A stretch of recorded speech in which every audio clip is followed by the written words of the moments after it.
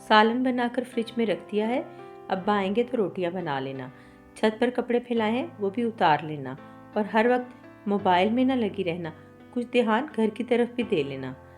कपड़ों पर इस्त्री फेरते हुए वो मुसलसल उसे नसीहतें कर रही थी, जो आहिस्ता आहिस्ता रोटी ठूंग रही थी। जी अम्मी, सुन लिया है, रखूंगी ध्यान, पहले भी तो रखती हूँ, पता है मुझे जैसे रखती हो, एक काम करती हो 100 बिगाड़ती हो, वो बड़बड़ाती हुई अंदर चली गई। जब बाहर आई तो हल्के गुलाबी कपड़ों पर काली चादर ओढ़े जाने को तैयार थी। थोड़ी देर में तुम्हारी दादी अम्मा भी आ जाएंगी तो तुम अकेली नहीं होगी, वो आदतन लंबी बात करती थी। मैं कोशिश करूंगी कल तक आ जाऊं, रिश्तेदारी का मामला ना होता तो ना जाती। उन्होंने झुककर उसका सर चूमा और दरवाजे की तरफ बढ़ी। दरवाज़ा बंद कर लो उजाला। वो सुनी अनसुनी करके तख्त पर लंबी लेट गई और बर्तन एक तरफ खिसका दिए। अब कौन सा अम्मी देख रही थी। शाम ढले अब्बा और दादी अम्मा साथ साथ ही घर में दाखिल हुए। तब तक वो सुस्ती भगाकर सारा काम कर चुकी थी। बर्तन धो लिए, कपड़े भी उतार लिए, बस रोटियां बनानी रह गई थी। अस्सलामु अलैकुम, उसने उन्हें अंदर दाखिल होते देखकर सलाम किया। वालेकुम अस्सलाम बेटे, ये अम्मा का शॉपर अंदर ले जाओ। अब्बा ने कपड़ों का शॉपर उसे थमाया। अम्मा, आप अभी खाना खाएंगी या चाय पियेंगी? नहीं इशफाक अहमद, मैं तो खाना ही खाऊंगी अब। जी अच्छा, उजाला बेटे, अम्मा और मेरे लिए खाना ले आओ। अब्बा, रोटियां बनानी रह गई हैं, बनाकर अभी लाती हूँ, वो कहती हुई किचन की तरफ मुड़ गई। एक चूल्हे पर तवा रखा और साथ ही चाय का पानी भी रख दिया कि अब्बा खाने के फौरन बाद चाय पीते थे। पेड़े पहले बनाकर रख लिए थे जो अब नरम हो चुके थे, सो उनको बेलना शुरू कर दिया। अम्मी आलू गोश्त का सालन बनाकर रख गई थी, निकाल कर गर्म किया। अब्बा और दादी दोनों को खाना दे आई। ये नहीं था कि वो फोहड़ या काम चोर थी, बस ज़रा लापरवाह थी, मन मर्जी से काम करती, लेकिन अम्मी के पीछे किसी को शिकायत ना होती सवाए अम्मी के। अब भी वो फुर्ती से काम निपटा रही थी। बाहर दादी और अब्बा बातें करते हुए खाना खा रहे थे। अम्मा, ये बताइए, इश्तियाक की तरफ सब खैरियत है? दादी छोटे चाचू के साथ रहती थी। हाँ, सब ठीक है।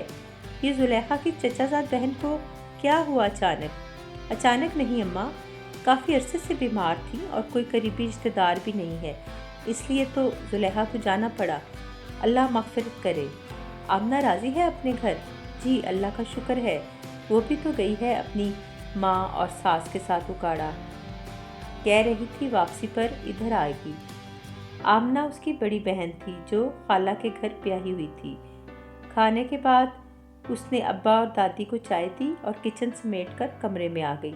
कल अम्मी आ जाएंगी तो फरागत ही फरागत है, सोचते हुए उसने इत्मीनान से अपनी आंखें मूंद लीं। अगली दोपहर उसके कॉलेज से घर पहुंचने तक अम्मी और आमना भी आ चुकी थी, साथ उसका गुलगुतना हुज़ैफ़ा भी था। अम्मी और आमना से मिलकर वो उससे खेलने लगी। उजाला, अम्मी ने किचन से पुकारा। जी अम्मी, ये फ्रिज में कालिक कैसी लगी है? क्या अम्मी, कुछ भी तो नहीं है। वो किचन के दरवाजे तक आ गई। कैसे कुछ नहीं है, ये देखो। उन्होंने फ्रिज का दरवाज़ा खोलकर उसे दिखाया। अम्मी, आपने ही तो ये देगची रखी थी दूध की कि आप ही आएंगी तो खीर बनानी है। ये मैंने नहीं रखी थी, मैंने रखी होती तो मुझे भूलती। उन्हें अच्छा खासा गुस्सा आ गया। अम्मी, मैंने उससे कुछ कहना चाहा, जब आमना ने उसे पुकार लिया। जाओ अब जाकर बहन की बात सुनो, हर काम ख़राब कर देती हो, पता नहीं ध्यान कहाँ होता है। वो किचन से निकल आई, मगर पीछे अम्मी की बड़बड़ाहट जारी थी। जी आपी, आपने बुलाया था। वो बेजार सा मुंह बनाकर उसके पास आ बैठी। मैं पिछली दफ़ा आई थी तो अपने और हुज़ैफ़ा के कपड़े छोड़ गई थी, वो मुझे निकाल दो। कहाँ रखे हैं? वो बैग में मुंह दिए बोली। उफ, अब वो पता नहीं कहाँ रख दिए। अम्मी पहले ही नाराज़ हो रही हैं, उसने सोचा। उजाला, क्या हुआ? कपड़े ले आओ। उसने गुमसुम बैठी उजाला का घुटना हिलाया। जी अम्मी, अभी लाती हूँ। वो बुखलाकर उठी और अंदर आती अम्मी से टकरा गई, जो हुज़ैफ़ा के लिए दूध गर्म करके ला रही थी। उफ अम्मी जी, मेरा पाँव।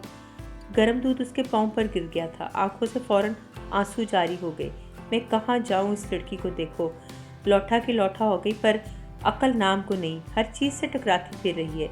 एक दिन घर से निकली हूँ तो घर का कोई हाल नहीं छोड़ा। अम्मी तो शुरू हो गई, आप तो बस जब से आई हैं मौका ढूंढ रही हैं डांटने का। पता नहीं क्या हो गया है आपको, वो रोते हुए गुस्से से बोली। मुझे क्या हो गया है? आमना देख रही है इसकी ज़ुबान, सारा दिन फारग बैठी आराम करती है और माँ कुछ कहते तो आंखें दिखाती है। वो जो हक्का बक्का इन दोनों को देख रही थी आगे बढ़ी। अम्मी चुप हो जाएं, आप यहाँ बैठे। आमना ने उनका हाथ थाम कर बिठाया और पानी का गिलास थमाया। वो कमरे से बाहर जा चुकी थी। आप पानी पिए, मैं इसे देखती हूँ। वो उसके पीछे लपकी। उजाला, वो ऊंधे मुंह बेड पर लेटी हुई थी, उसने उसके कंधे पर हाथ रखा तो वो उठकर उसे लिपट गई। चेहरा आंसुओं से तर था।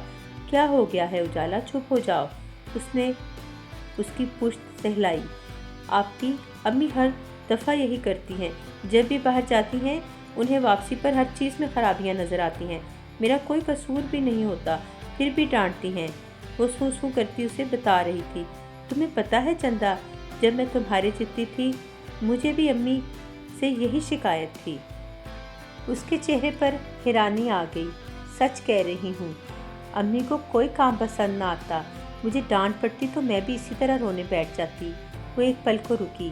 फिर एक दिन जब अब्बा ने मुझे रोते देखा, वो जैसे उस शाम में वापस पहुंच गई थी जहां अब्बा ने उसे अपने पुरशफ़क़त हसार में लिए पूछा था, आमना बेटे, तुम्हारी कितनी सहेलियां हैं? बहुत सारी हैं अब्बा। तुम्हारी अम्मी की कितनी सहेलियां हैं? अब्बा के सवाल पर वो एक लम्हे को सोच में पड़ गई। अम्मी रिश्तेदारों के अलावा बहुत कम कहीं जाती थी। पता नहीं अब्बा। तुम्हारी अम्मी की सहेली ये किचन है बेटे, ये दलान है, ये कमरे हैं। वो सारा दिन यहाँ गुजारती हैं, इनसे अपना दुख सुख कहती हैं।